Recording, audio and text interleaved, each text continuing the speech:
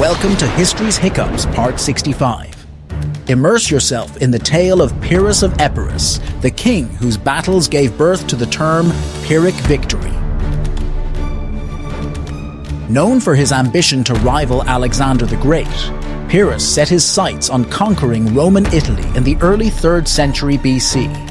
With a formidable force, including war elephants, he achieved early victories against the Romans.